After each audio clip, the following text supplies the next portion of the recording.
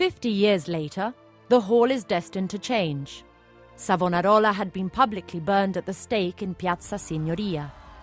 The Medici were in power, having been expelled from the city several times and having returned permanently in 1530, with the help of the imperial troops.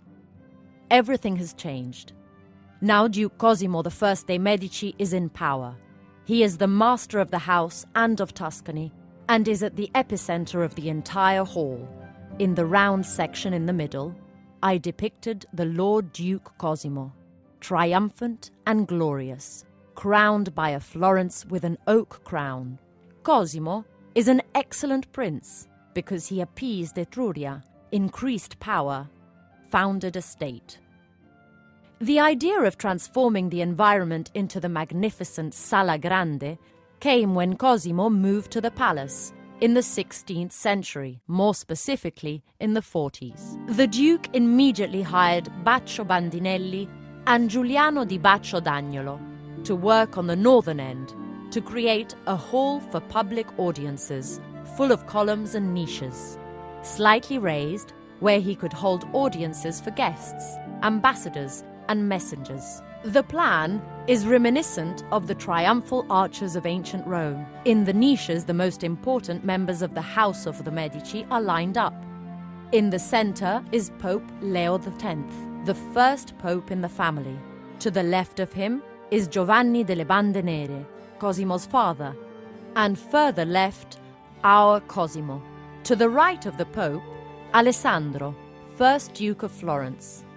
Inside the niche is Pope Clement VII of the Medici, who is blessing the Emperor Carlo V. And finally, on the far right, Francesco, Cosimo's first son, a Medician constellation capable of lighting up Florence. Each Medici family member is accompanied by a symbol.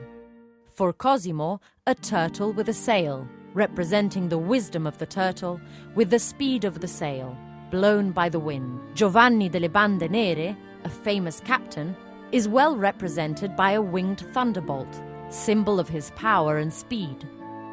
Alessandro is a tough rhino. Francesco is a crafty weasel. We are in the world of enterprise, the world of symbols, images, logos as we would call them today, that had to intelligently represent the qualities and character of a person.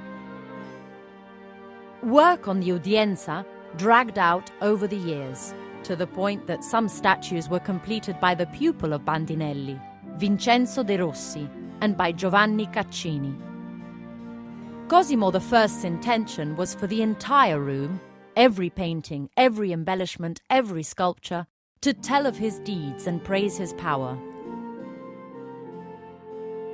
Opposite to the Udienza, on the southern end, the Duke hired Bartolomeo Amannati to create a large fountain, accompanied by 6 beautiful marble statues, representing the generation of water, Juno for air, Ceres for earth, meaning that from the earth, with the help of the air, the rivers flow.